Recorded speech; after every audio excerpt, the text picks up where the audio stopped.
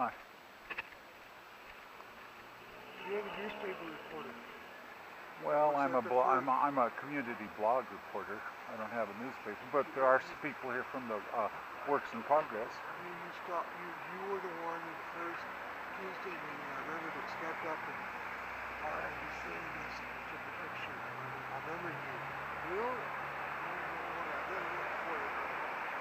Well, I don't work for a newspaper. I'm glad you're following this.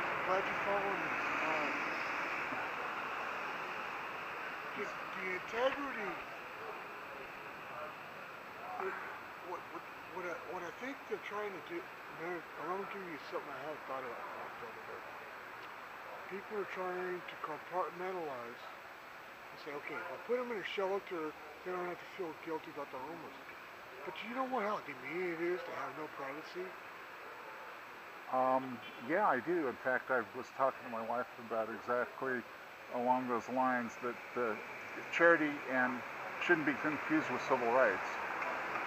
To put somebody into a shelter where they have no privacy. I've lived in a shelter where I had to take a shower, but then when I lay down and I had my pajamas on, there's only one person who could see me, man. And I still was able to maintain my integrity. But I couldn't access my drugs if I wanted to if I was a druggie. I couldn't access my stuff, my cigarettes, and I wanted to take a smoke out. So the staff is comfortable with me, you go out the door, you're fine. That's your choice. But what the city's this low housing shelter, it's gonna flop like Bread and Roses did a block down. Here, let's step over here. I can't stand for very long. I got bad hips, and let me sit. But I wanted to hear you. It's an interesting point that you're making. But Tent City works because. Hi there. The reason why Tent City works, I remember. Excuse me. I had to process that. I took some energy to do that today. The reason I felt comfortable and a little bit of release to the city is my integrity. I might not have had audible dignity, but I had visual integrity. I listened to a seminar of people talking and they're trying to process whatever stuff. They were meeting at the First Christian Church. Which church? First Christian Church. First Christian, that's a couple of blocks from here? Yeah, we're above Camp Coyote right now. Okay. But they had no association with them. But they were meeting and they're trying to figure out how to work alone. Building a shelter. I'm terrified that the Olympia will invest all this energy in going very short. These are 3 reasons why. Sleep in the cold shelter tonight. Yeah, it does. You next week, you're not sleeping, you're just staying high. Keep me awake all night. So you won't access the back season. Second, you got no privacy. Yeah. One time you have privacy when you got a shit. Well, the city doesn't even give you that, do they? They lock all the bathrooms.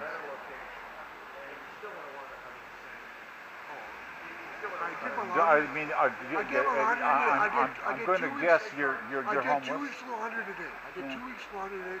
3 of my pants had shit in them. Well, let me ask you something, okay? You were there in that meeting. Well, why don't you build more bathrooms? The assets are already on the ground.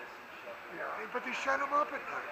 Well, I've heard that, and they've continued to do it even since the 8th of January. I'm asking you, as a person who's been living on the streets, I assume, are there any public bathrooms open at this hour of the night? It's after 9 o'clock now. If they're open. About 3 weeks ago, there was a gas station over there. No, I mean public ones, not private ones. Public. There are no public bathrooms open that you know of in downtown. So the city's relying on the gratuity of a private property. What time? What? Everything's closed at 10. The last public bathroom will close it down at 10. McDonald's. Private. Well, to tell you the truth, I mean, maybe it's because I'm older, but there's lots of times I have to go to the bathroom after 10 o'clock. They're not, there's no access to a restroom after 10. I see. Even though the city's been told this repeatedly that people need bathrooms. So, he's going to have those heat anyways, and now it's more expensive for him to have those heat. that's a huge hurdle. Instead of having those I got It shit is. my pants. How am I going to get a job? Well, part of the problem is the greater community, the straights, have a habit of blaming the victims. They revile the homeless because they say they're unclean, like they relieve themselves in public. But they relieve themselves in public because they're locked out of the bathrooms. We can only take 2 showers a week. There's a voucher program available to the homeless. We can only take 2 showers a week. Where? At the community center? Okay. There's 3 shower options open. Okay, what are they? That I'm aware of. Okay. Four. I don't know about any of them. Four. One of them is, you know, the code at there's shower options already on the assets on the ground. At Swantown, the First Land, they lock those up at night as well. And then they're only available to code if you pay for the code. The city's already got it on the ground, but they won't access it to the homeless. Do you feel that this is because the city is giving the homeless a message that they don't want them here? Well, it's a clear disenfranchisement. Well, I heard the mayor brag about how generous the city's been. Back in the 80s, I used to be able to go up to the community center when it was above the newsprint. The Daily Olympian. It used to be a community center. I used to go up there and take a shower for free without guilt and shame. So this is about public privilege as a Washington State, born Washington State Olympian. Take it without shame. Then play the piano and have them say thank you as I leave. So it's gotten tougher. Now I go to the Cedar City. It's no longer the community center. The Cedar Citizen Center. Here's the 4 options. You know how to break the code at the Swantown or Personal Land. Is Swantown, that's a marina? Yes. Okay. On East Bay. Okay. Or the second option is go to the community center and pay for 25 cents for 2 minutes. 2 minutes? I think it's, you can find that out. Okay. I've been stuck in that shower with soap in my eyes. Like, where's my money at, you know? Are you going to be spending the night here? I'm not fighting for this piece of property. I'm fighting for this. Yes. And I probably will not stay here. Hello? Okay, well, I'm right in the middle of an interview, but as soon as I'm done, I'll be gone. Okay, so I'm talking to a gentleman that lives on the streets, and I'm learning some stuff on it. So, thank you. Go ahead. I want to go somewhere else with this when I get over this concept. The third option. Now, the police showed up here in the last hour? I don't know. Well, I saw them earlier before that, but I just wondered if they'd come by. I didn't know. I can't imagine why they got confused. Well, because they passed an ordinance making sleeping on public property illegal. Today the first illegal day or the first legal day? That's legal. Today is the first day the law is in effect. Okay, that's not clear. The third place is that said that you either get illegal with the showers that are already in place, or you go to community center. It used to be free. Oh, Union Golf Edition has showers. Right. You got to show up in a certain times, and you got to be in their okay list. What do you mean they're okay list? What is their okay list? They're a high boundary. They've been talking. There's been a lot of language about low boundary, high boundary. Union Golf School is the highest boundary you can ever. What kind of prerequisites do they have? Don't let meth people go by, but don't let alcohol people go by. Because we're Okay, so the people that are inebriated, they won't admit them. But you're saying, but they'll allow people high on drugs. High on drugs, but they're able. Meth is easier to slide. Right. And it's actually not a basic drug, but that's just what it is. You can't change it. And the fourth option is that you go through twice a week. There's I think it's the Community Action Council. Old Bread and Roses. There's a place where you take two Does showers. Bread and Roses still offer free meals, hot meals? They did many years ago. Yes. And it flopped. And that's my concern Well, I think about. the city pressured them out of. Exactly. Yeah. And now, which is the insanity is, Bread and Roses was a low invasive, low barrier access day shelter, and now they want to deal with a low access, low barrier night shelter. Do you know how that's going to explode on your face? I don't know. I do. It's not going to be pretty. It's not going to be What I'm concerned about is that a lot of the debate and the discussion is surrounding charity, and it's surrounding meeting the physical needs of the homeless. But what I'm seeing is the legal rights of the homeless being attacked, and their civil rights undercut. In other words, this is an attack on the civil rights of the homeless. No amount of charity is going to make up for trashing the civil rights of an entire class of people. It's a modern equivalent of Jim Crow laws like they used to have down south for blacks. That's right.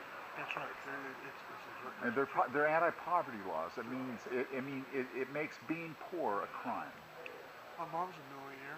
Yeah. My mom lives in a millionaire house. Yeah. But she's not going to cut any slack for me. I know what it is to be on both sides of the coin. Yeah. And you're so right. It's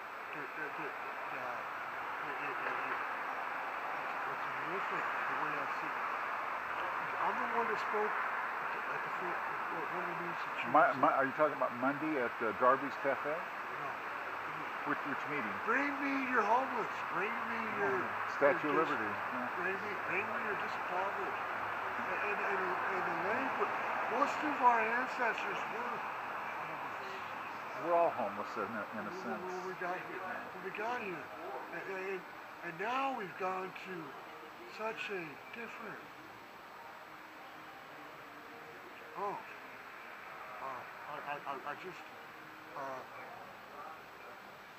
Hitler's solution for the homeless was to kill the gypsies. That's right. Absolutely. I got an idea. That was the final solution. I'll reduce my welfare debt, and I'll just kill them all. Well, there'd probably be some people that would take you up on that, unfortunately.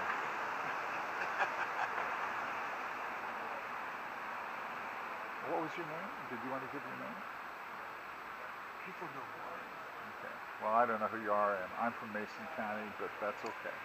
I would like to see an agency like Gethsemane or Freedom Recovery, Robert Goodwin, pick up, if you're from Mason County, pick up a chunk of this, with the understanding as a prison pastor, with the understanding of somebody won't want to do it because they're about solution, they're not about maintenance. Well, my goal, personally, and what I'm about, I'm an investigatory photojournalist. I also maintain a bar, I'm a paralegal, and I'm not in a position like some of the outreach programs and faith-based organizations are to help feed and clothe the homeless, but I would like to really focus on keeping the homeless out of jail. I think that's a step in the right direction. We're in agreement on that. Yeah. And I wanted to talk about that a little, because you create another crime for me. I got to pay that fine. I got to do the jail time. I lost my job, if I had a job. if I had a job, I lost that job. Do you know any homeless that are homeless but are working at a regular job? Well, how, that's a chicken and egg. Do I get the job first or do I get the regular place to No, sleep? but do you personally know any homeless in Olympia that are homeless Not but over are the table. working? Not over the table. Okay. I Some know- of them I work know- under the table. I know people, actually I know one. Okay. He's a Camp Utility here in Olympia. Uh-huh. He was working for McDonald's. Okay. And he works for McDonald's and he maintains. But he doesn't make enough money to actually be able to purchase shelter. No. Yeah. And now, thank you. I watched these people talk at First Christian today. And they're talking about putting everybody in a shelter. Or a low maintenance shelter. But are we enabling people? Are we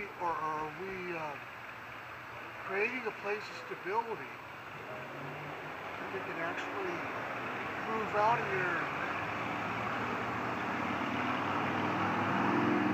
Things that are keeping us viable. And this beautiful shoreline, I'm all for it. But the other thing is, this used to be a port town. This used to be a port town. Yeah, it had a working harbor. Do you know how many jobs were created after the jobs of the port? I just took entry-level economics courses. And I know that for every job that's like a port job, there's a banker, there's a store, and you know what I'm saying? Mm-hmm. And we forgot, these people seem to have forgotten what's intrinsic to supporting a diverse, vital economy. And that's like running